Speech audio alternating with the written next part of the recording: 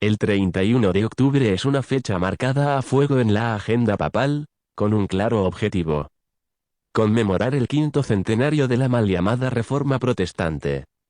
O sea, de la herejía protestante, que tanto daño hizo a la cristiandad esparciendo su error por Alemania y el norte de Europa, y más tarde por Norteamérica y el resto de América en innumerables sectas.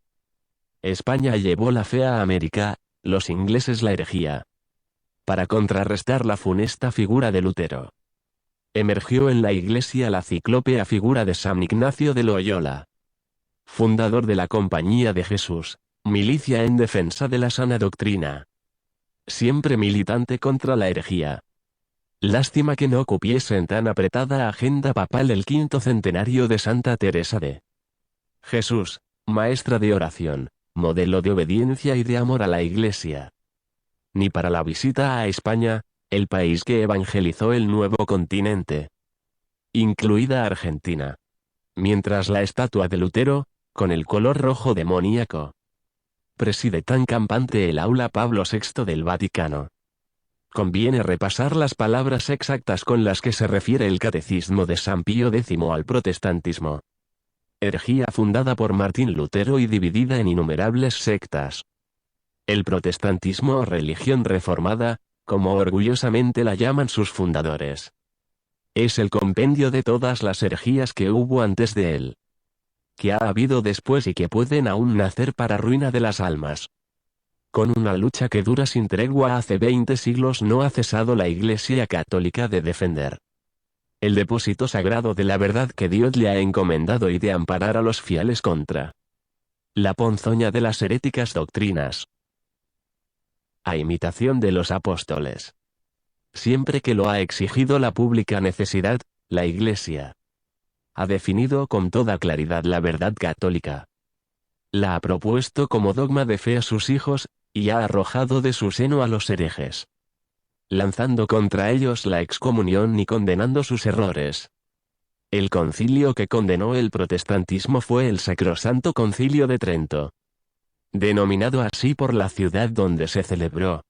Herido con esta condenación, el protestantismo vio desenvolverse los gérmenes de disolución que llevaba en su viciado organismo. Las discusiones lo desgarraron. Multiplicáronse las sectas que dividiéndose y subdividiéndose, lo redujeron a menudos fragmentos. Al presente, el nombre de protestantismo no significa ya una creencia uniforme y extendida, sino que encierra un amontonamiento, el más monstruoso de errores privados e individuales. Recoge todas las herejías y representa todas las formas de rebelión contra la Santa Iglesia Católica. Analicemos igualmente los principales puntos doctrinales que siglos antes había determinado el Concilio de Trento para fortalecer la fe católica ante la herejía protestante. Declaró que las fuentes de la revelación son las Escrituras y la tradición de la Iglesia. De esta manera la Iglesia contestaba la doctrina de Lutero que todo lo cifraba en la sola Escritura. Fijó los libros de la Biblia o canon. Son 73 libros, 46 del Antiguo Testamento y 27 del Nuevo Testamento. Los protestantes aceptan 39 libros del Antiguo Testamento y 27 del Nuevo Testamento, en total 66 libros, 7 menos que los católicos. Los protestantes no aceptan Tobías, Judith, Sabiduría, Eclesiastés, Baruch, 1 y 2 de Macabeos. Explicó la doctrina del pecado original, la gracia y los sacramentos, que en pocas palabras se resume así: el hombre nace herido con el pecado original, pero no corrompido. Dicho pecado se borra totalmente con el bautismo, aunque queda la concupiscencia o la tendencia o inclinación al pecado. El bautismo nos santifica y el hombre con la gracia del bautismo y de los sacramentos puede hacer obras buenas y meritorias a los ojos de Dios. Así daba contestación al protestantismo que decía que el hombre estaba totalmente corrompido y era incapaz de hacer el bien, aunque haya recibido el bautismo. Reafirmó la existencia de los 7 sacramentos. Afirmó que la fe en Jesucristo salva, pero que las obras buenas son necesarias. Los protestantes afirman que solo la fe salva.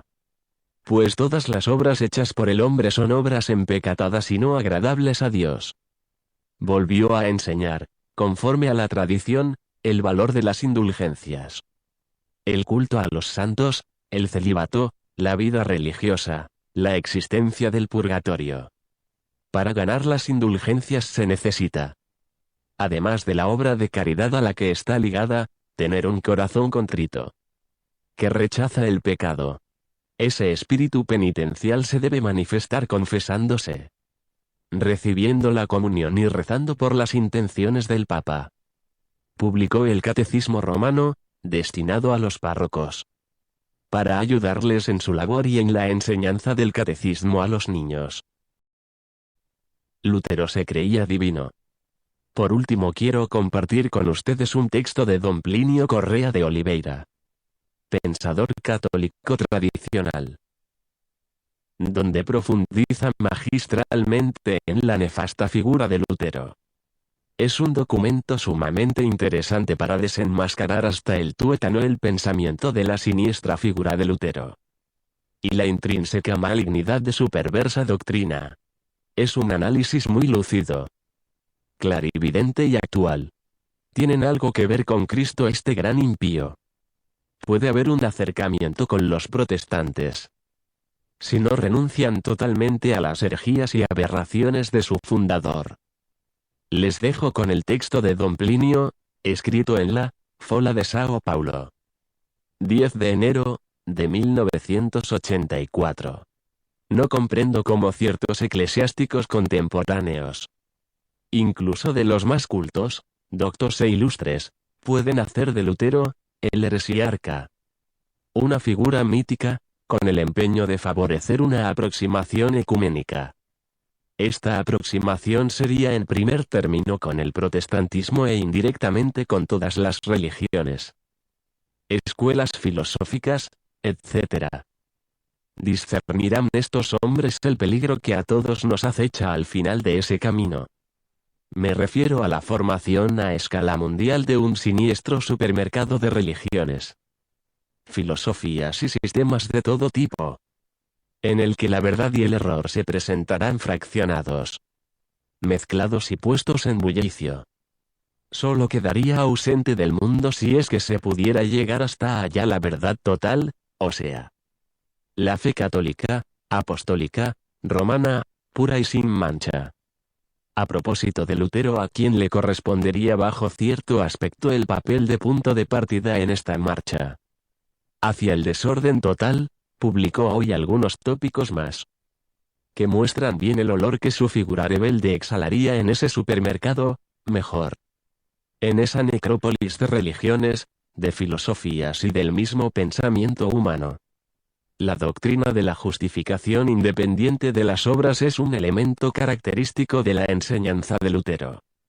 En términos llanos quiere decir que los méritos superabundantes de nuestro Señor Jesucristo aseguran al hombre por sí solos la salvación eterna, de manera que se puede llevar en esta tierra una vida de pecado sin remordimiento de conciencia, ni temor de la justicia de Dios.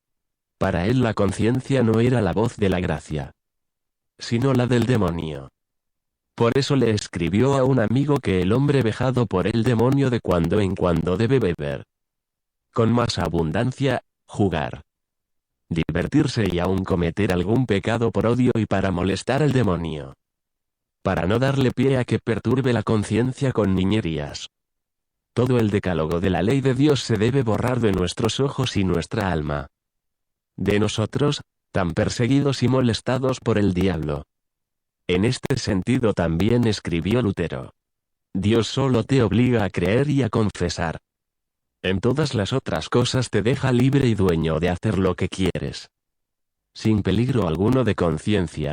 Más bien es cierto que a él no le importa incluso que dejes a tu mujer, huyas de tu Señor y no seas fiel a ningún vínculo. ¿Y qué más le da a Dios que hagas o dejes de hacer semejantes cosas? Tal vez más tajante es esta incitación al pecado en carta a Melanchthon del 1 de agosto de 1521. Sé pecador y peca de veras, Esto peccator et pecca fortier. Pero con aún mayor firmeza cree y alégrate en Cristo, vencedor del pecado, de la muerte y del mundo. Durante la vida presente debemos pecar. Basta que por la misericordia de Dios conozcamos al Cordero que quita los pecados del mundo. De Él no nos ha de separar el pecado aunque cometamos 1000 homicidios y 1000 adulterios por día. Esta doctrina es tan descabellada que el propio Lutero a duras penas conseguía creer en ella. No hay ninguna religión en toda la tierra que enseñe esta doctrina de la justificación. Yo mismo, aunque la enseñe públicamente, creo en ella con gran dificultad. Pero el mismo Lutero reconocía los efectos de su predicación confesadamente insincera. El Evangelio encuentra hoy en día adherentes que se persuaden de que esta no es sino una doctrina que sirve para llenar el vientre y dar rienda suelta a todos los caprichos. Y acerca de sus secuaces evangélicos Lutero agregaba que son 7 veces peores que antes. Después de la predicación de nuestra doctrina los hombres se entregaron al robo, a la mentira, a la impostura, a la crápula, a la embriaguez y a toda especie de vicios. Expulsamos un demonio, el papado, y vinieron 7 peores. Después que comprendimos que las buenas obras no son necesarias para la justificación, quedamos mucho más remisos y fríos en la práctica del bien. Y si hoy se pudiese volver a la antigua situación, si de nuevo reviviese la doctrina que afirma la necesidad del recto proceder para ser santo, otro sería nuestro entusiasmo y disposición en el ejercicio del bien. Todos estos desvaríos explican que Lutero haya llegado al frenesí del orgullo satánico, diciendo de sí mismo: ¿no os parece este Lutero un hombre extravagante? Para mí lo tengo como Dios. Si no, ¿cómo podrían tener sus escritos y su nombre la potencia de transformar mendigos en señores, asnos en doctores, falsificadores en santos, lodo en perlas? Otras veces la opinión que Lutero tenía de sí mismo era mucho más objetiva. Soy un hombre expuesto y comprometido en la sociedad, en la crápula, en los impulsos carnales, en la negligencia y otras molestias a las que se vienen a juntar las de mi propio oficio. Excomulgado en Worms en 1521 Lutero se entregó al ocio y a la indolencia.